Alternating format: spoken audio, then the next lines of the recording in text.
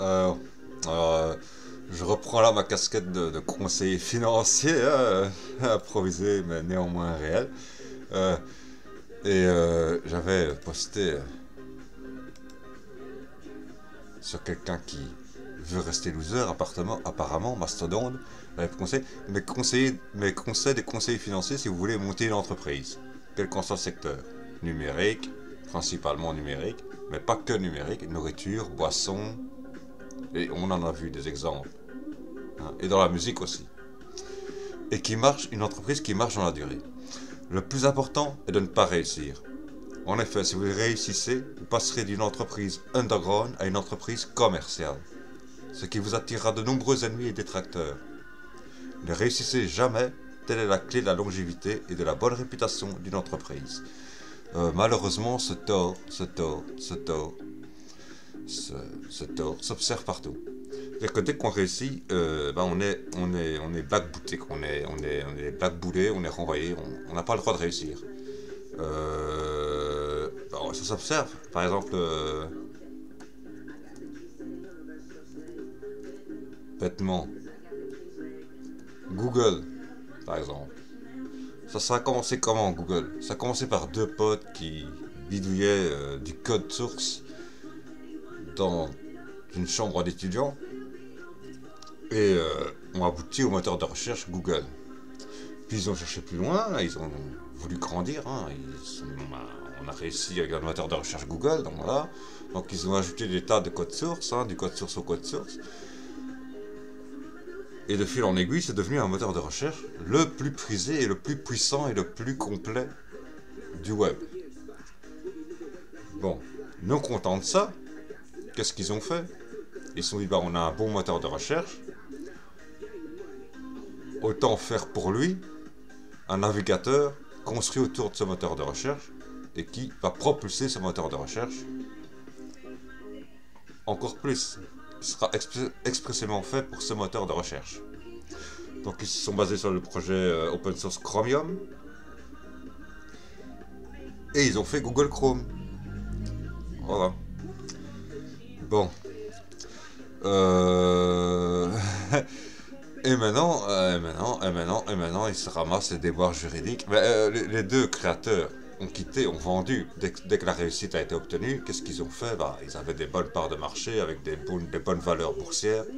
Ils se sont dit, on vend. Hein, on vend et on s'en débarrasse et on laisse tomber et on laisse les autres faire à notre place. On a déjà travaillé assez comme ça. Ils avaient raison, ils avaient déjà travaillé assez comme ça, hein, honnêtement. Bon.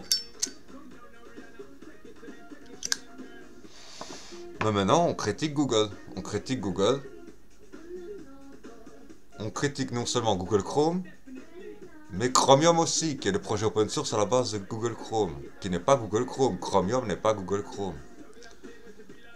On critique non seulement Google Chrome, Google tout court, Android. Alors c'est sûr, les Android sont moins vendus que les iPhones. Mais ça, c'est des questions de prix. Question de prix, évidemment. Évidemment, tu vois moins d'iPhone que de smartphones Android. Évidemment. Mais les iPhones, c'est public. C'est comme si tu me disais, ah, je vois moins de Tesla que de Mercedes. Mercedes, c'est gros commercial. Tesla, c'est pas commercial parce qu'on en voit peu. Arrête de déconner. Non, mais c'est la même logique. Dire, ah, je vois peu d'iPhone, donc Apple est préférable à Google. C'est la même logique que de dire, ah bah Tesla est préférable à Mercedes ou à BMW ou à, je sais pas, hein. Bon, voilà quoi. Ou à Toyota.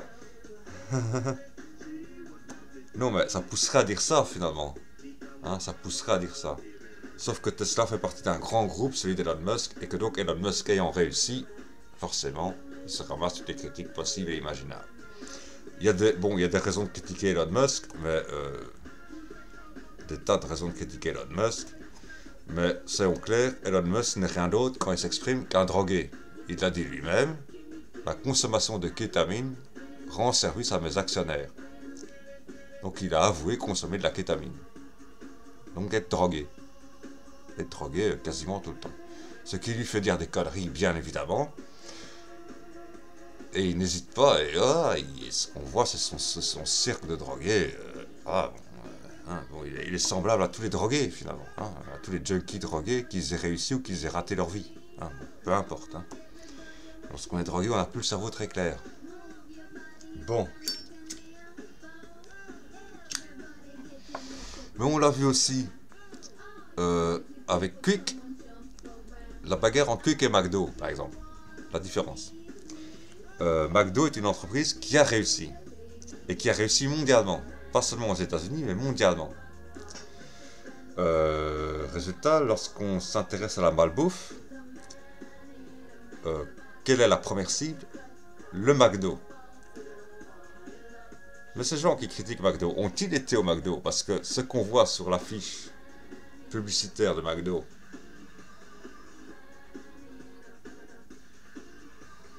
le Big Mac, de 1 mètre de haut presque, hein, allez, j'exagère, mais de 50 cm de haut sur les affiches, quoi sur les affiches? C'est pas ça le vrai Big Mac. Le vrai Big Mac, lorsqu'on va commander un Big Mac au McDo, c'est un petit bazar de rien du tout, quoi, un petit truc de rien du tout, quoi. Voilà. Donc c'est pas de la malbouffe. On critique McDo pour la malbouffe, mais on critique pas le snack du coin, qui te fait des sandwichs mitraillettes, tu vois. Voilà. Et on critiquait pas non plus le Quick, qui était une entreprise belge, de fast-food belge, du même genre que McDo, hein, le même hamburger et tout ça, voilà, bon, grosso modo. Mais lorsque Quick a eu un chiffre d'affaires en Belgique qui était supérieur à celui de McDo en Belgique, qu'est-ce qu'a fait le propriétaire de Quick? Il a vendu. Parce qu'il s'est dit, c'est fini. C'est devenu trop gros, c'est devenu non viable. Une entreprise qui réussit devient non viable. Elle va être critiquée à un moment ou à un autre. Et donc il l'a vendu et c'est King Burger qui a racheté. Voilà. Qui est le King Burger, qui est le, pas un géant international, mais pan-européen, disons. Pan-européen, dans toute l'Europe. Hein, voilà.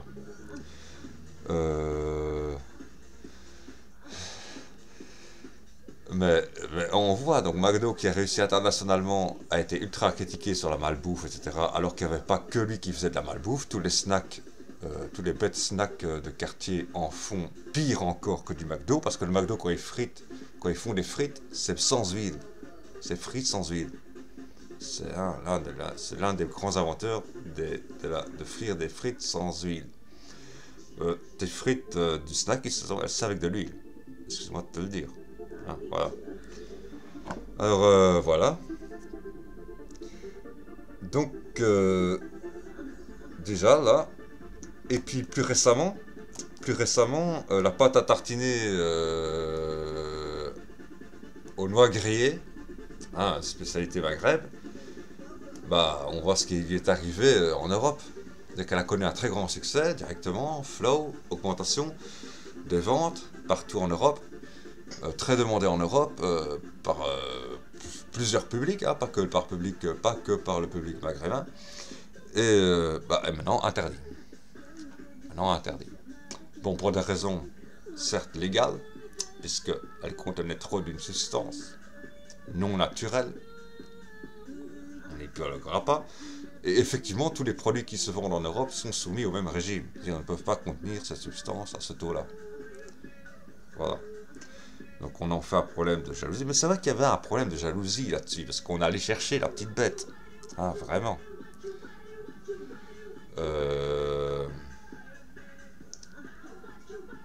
Mais dans le rock, c'est la même chose. Måneskin, tant qu'il connaissait un succès, disons, confidentiel, disons, hein, entre guillemets, hein, confidentiel, bah, on n'en trouvait rien à redire, et dès que Måneskin a commencé à être connu et a sorti son titre Supermodel, qui a commencé à même sortir en boîte de nuit, dans des boîtes de nuit pourtant électro, bah là, on s'est dit, oulala, il y a des tas de critiques. On a dit, ils font du homo-bashing, ils font du gay-bashing, parce qu'il n'y a qu'un seul homo dans le groupe, et une femme et un homme qui ne sont pas homo, qui sont hétéros. Ou une qui est bi et l'autre qui est hétéro et un seul gay, quoi, un seul gay 100%. Bon, bah, grosso modo, il a dit, ouais, ils font du homo-bashing, du gay-bashing, ils sont Ils sont pas sympas du tout, ils font semblant de... Simplement parce qu'ils avaient sorti le titre de Supermodel qui ne fait que critiquer des torts, des travers de la mode. Les travers de la mode, les travers de la mode. On peut dire que c'est du rock bashing aussi, hein, parce que ça critique les rock aussi, finalement, grosso modo, si on écoute bien. Enfin, je veux dire, bon, ça critique la mode, tout simplement. Voilà. Et effectivement, ce titre Supermodel passait dans les boîtes, sur des mix électro, dans des mix électro. Dans des mix électro, et donc on s'est dit, bah non, ça ne va pas, il faut... Enfin, voilà quoi.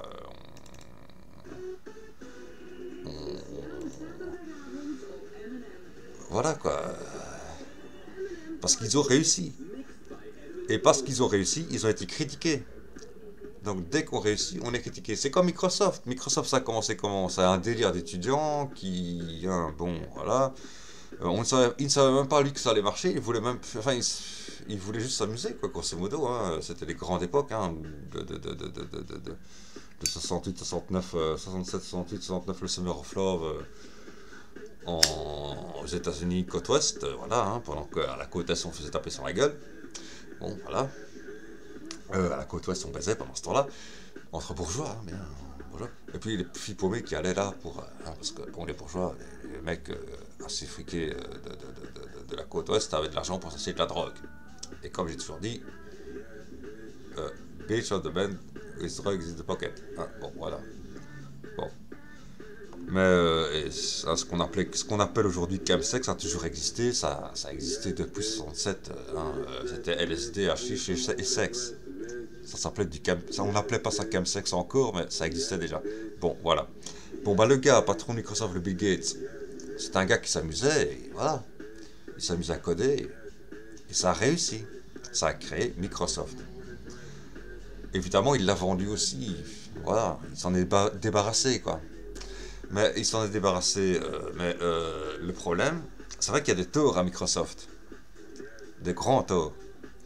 C'est que, au lieu de s'en débarrasser proprement, en le refilant à un autre informaticien, comme ça aurait dû être la logique, il l'a refilé à une nana, à une femme, parce que c'était une femme. Et c'est la seule qu'il a trouvée. Dans tout le tas de Microsoft, c'est la seule qu'il a trouvée de ce niveau-là. Mais c'était pas une informaticienne malheureusement, c'était quelqu'un qui sortait de marketing. Résultat, effectivement, c'est devenu une entreprise purement axée sur le commercial, le marketing, on change de version tous les X temps, et où le client final n'est plus l'utilisateur, puisque les licences se vendent entre 15 et 25 euros, les licences de l'OS se vendent entre 15 et 25 euros seulement. Donc le vrai client de Microsoft, c'est devenu les fabricants de hardware, et donc forcément, lorsqu'on veut passer de Windows 10 à Windows 11, il faut changer de hardware. Et là, lorsqu'on devra passer de Windows 11 à Windows 12, on devra probablement aussi changer de hardware. Il faudra encore du hardware complémentaire, hein, du matériel différent. Voilà. Hein. Et là, on peut dire que du coup, il y a un manque d'éthique totale. C'est que c'est plus fait par amour de l'informatique, comme c'était à l'époque de Bill Gates, mais c'est fait par amour du fric, quoi. Le client final, c'est les fabricants de disques durs, d'ordinateurs, de claviers, de moniteurs, de cartes graphiques, de puces électroniques, tout ça. C'est ça les vrais clients de Microsoft maintenant. C'est plus l'utilisateur final qui paye sa licence que 15 à 20 euros, comparé aux 200 euros de la Windows XP, ou 140 à 200 euros de Windows XP. Hein? Bon, là on pouvait dire que le client c'était l'utilisateur final. À l'époque de Bill Gates, le client c'était l'utilisateur final. Mais dès que est arrivée cette femme qui sortait de marketing, qu'il a fini quand même par faire épauler par quelqu'un qui sortait d'informatique, mais qui a très peu de voix, qui n'est qu'un aide, qui n'est pas lui-même responsable, c'est devenu un truc purement commercial marketing. Voilà, bon. Le but là étant de vraiment non pas vendre l'OS, mais vendre du nouveau matériel. Et là on peut dire qu'il y a une baisse d'éthique, dans le sens où ils font du greenwashing, c'est-à-dire que les fonds d'écran Microsoft représentent toujours la nature, des animaux, des belles rivières, des belles îles préservées. Mais d'un autre côté, ils veulent forcer plus de 2 milliards, 3 milliards d'utilisateurs à jeter tous leurs disques durs pour remplacer par des nouveaux disques durs. Pour le passage de Windows 10 à Windows 11. Qu'est-ce qu'ils nous feront pour le passage de Windows 11 à Windows 12 ? Bon. Non, mais excusez-moi. C'est vraiment... Mais c'est vrai que dès qu'une entreprise réussit, on la critique. Et donc le meilleur pour la longévité d'une entreprise, il convient de ne pas réussir. Quelle que soit cette entreprise. Voilà, tout simplement. C'est une bête remarque. Sur la contradiction, on dit finalement une entreprise, son but, ça doit être de réussir, hein, de passer de l'underground au commercial, de passer de l'underground au connu, au minimum, si pas au commercial. Mais dès qu'elle a une trop grande ampleur, lorsqu'elle a un trop grand succès, on la critique et on fait du bashing. Voilà. Donc on aime les gens qui ne réussissent pas. Et c'est comme avec Coca-Cola, par exemple. Voilà. On préfère Meca-Cola ou Coca-Cola. Et après Meca-Cola qui a trop réussi, Salam Cola qui vient de sortir et qui n'a pas encore réussi comme Meca-Cola. Et qui fait double emploi avec Meca-Cola en plus. Hein, bon. Et bon, quand Salam Cola aura réussi, on fera du bashing auprès de Salam Cola aussi, comme on a fait auprès de Meca-Cola et comme on a fait auprès de Coca-Cola lui-même. Donc voilà, etc. Enfin voilà, Donc si vous voulez une entreprise qui dure sur la longueur, et qui a une bonne réputation, et qui continue à avoir une bonne réputation tout au long de sa vie, faites une entreprise qui ne réussira jamais. Tout simplement. Ne réussissez jamais. Ne réussissez jamais.